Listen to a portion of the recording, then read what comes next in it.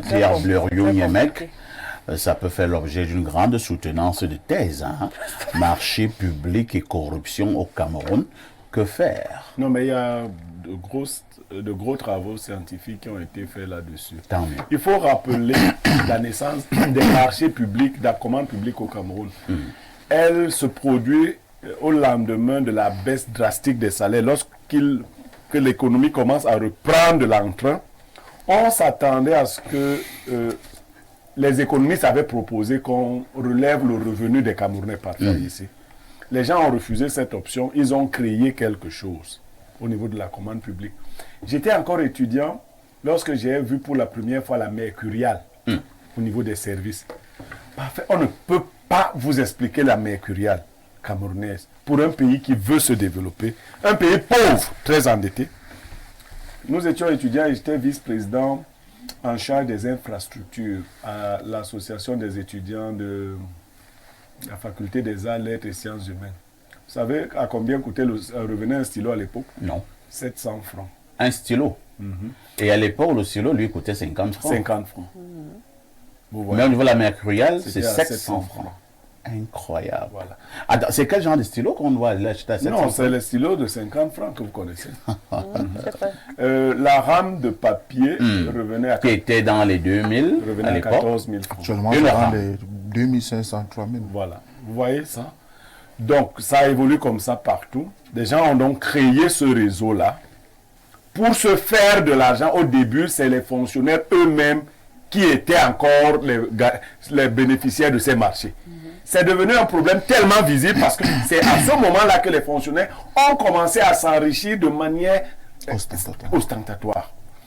Alors, on a voulu refréner leurs ardeurs.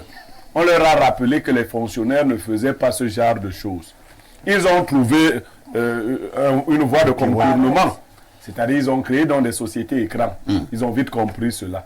Puisque tout le monde est complice de tout le monde, même la NIF ne fait pas son travail. Et même quand on fait, on ne voit pas les résultats. Donc, en fait, c'est organisé pour que l'argent revienne là où il était au départ. Vous comprenez le principe. Là, en fait, rien ne se perd. Le stylo finit par passer à 1000 francs, je crois. Voilà. Oui, aujourd'hui, il est à 1000 francs. Donc, les choses ne font... Alors, ce qui est dangereux, c'est qu'on va même plus loin. Il y a des marchés qui ne sont pas du tout livrés en dépit de toutes ces marchés fictifs. En dépit de toutes ces marges. Mais des marchés payés. Oui. Il y a des routes sur lesquelles vous passez, on vous dit que l'argent a déjà été décaissé. Non, ça vous êtes même au niveau des grosses infrastructures, parce que là c'est encore tout autre chose. Au niveau des petits marchés, on a permis aux maîtres d'ouvrage de pouvoir désigner eux-mêmes sans trop de contraintes. Vous voyez. Et là, les gens se font beaucoup d'argent. Au niveau des grosses infrastructures, pour entourlouper les gens, les Camerounais sont allés voir avec des gens à l'étranger, des Blancs qui ne faisaient rien, on les a habillés. Parce que pour nous, c'est facile quand un Blanc arrive. On sait que c'est du sérieux. C'est du sérieux. On lui achète des tennis à City Sport quand il descend à l'aéroport. Des jolis costumes. Des jolis costumes. Il vient donc, il va sur le terrain, il visite, et les populations voient les Blancs. Quand les populations voient les Blancs, la presse en parle. On dit que bon, la route sera lancée.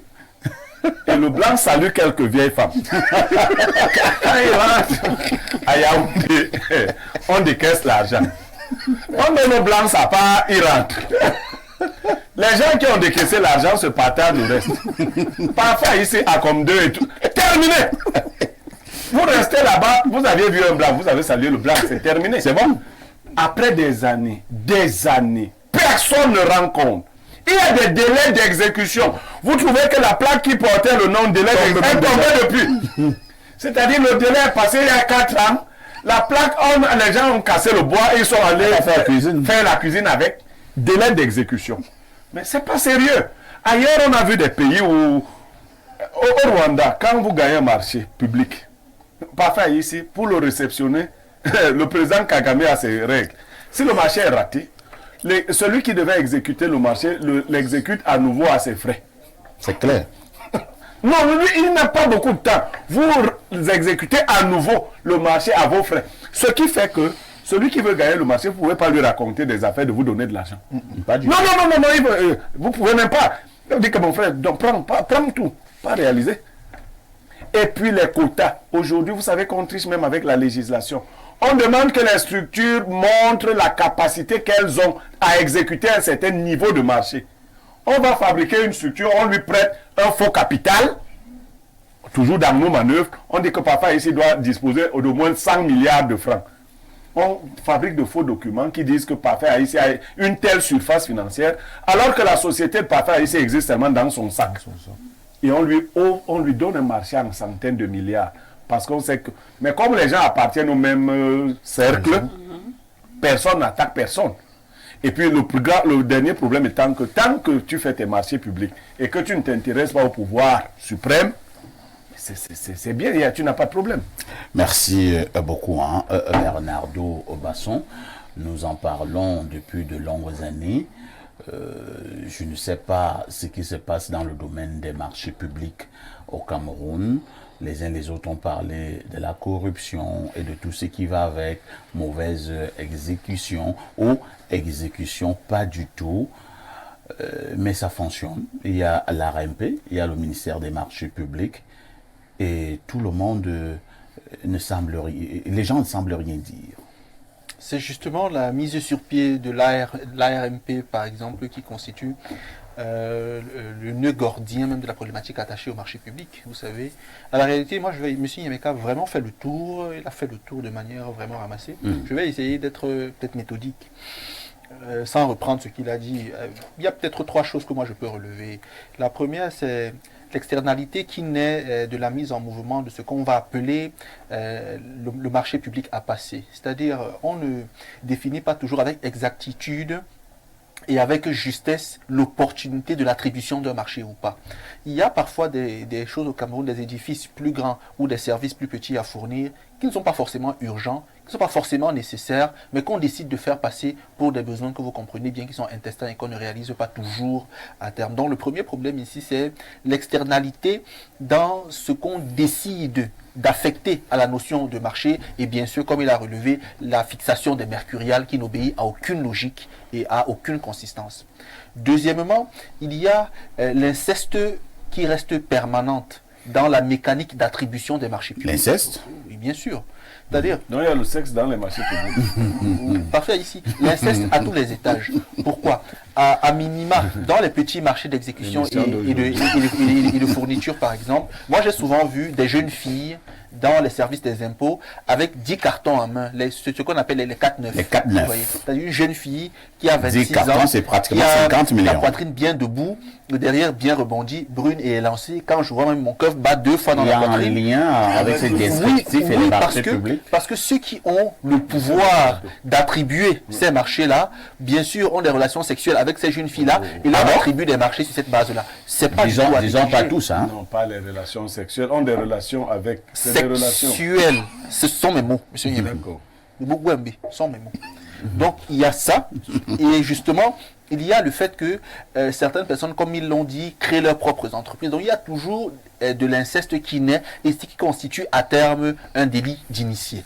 Ce qui débouche sur le 3e point. Le 3e point, c'est la marginalisation de la justice automatique en matière répressive pour les marchés publics.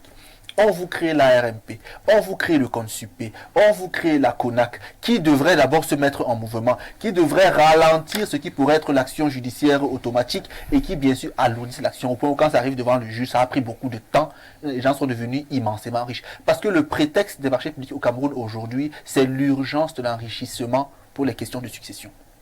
Ah bon? Oui.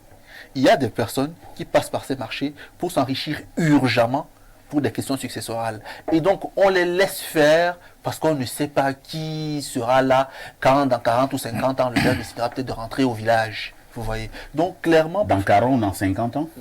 Puisque je ne suis pas devin, je ne suis pas celui qui définit quand est-ce que les gens partiront, même si Dieu devrait déjà penser à faire son travail. Je pense que Dieu traîne beaucoup, suivez mon regard. Donc, l'idée est de dire que, parfait ici, le problème ici, c'est que la justice n'est pas suffisamment outillée, n'est pas suffisamment prégnante et n'est pas suffisamment manifestée pour réprimer ces actes. Donc l'impunité est tellement marginale, tellement progressive qu'on ne peut à terme rien espérer. Et donc, on aura toujours un pays en lambeaux. Maintenant, pour l'exécution, à proprement parler, il y a que les personnes qui attribuent des marchés veulent avoir cet argent 3, 4, 5 fois. Et donc, volontairement, freinent la bonne exécution de ces marchés. Demande à certains prestataires de ne pas les exécuter à fond. Regardez les stades, ce qui se passe. Il y a même les 4-9, comme vous disiez, les non livrés. On vous dit les 4-9 non livrés. Tu ne le livres pas. Viens seulement avec, ton dossier fiscal, dépose ici, on va trouver la pirouette, on va te donner l'argent là, et tu nous reverses notre part. On a 30, 40, 50% que tu reverses à celui qui t'a attribué le marché. C'est-à-dire, on t'attribue par exemple un marché de 500 millions, Oui. c'est un exemple, on te dit, bon, tu ne livres pas. Dans les 500 millions, nous allons te donner 250 millions. Tout simplement. Et nous restons avec 250 Tout millions. simplement. Et la vie continue. Oui, la vie continue. Et tout le monde est content. On Oui. dit, il y a ayop, ayop, ayop. Voilà. D'accord.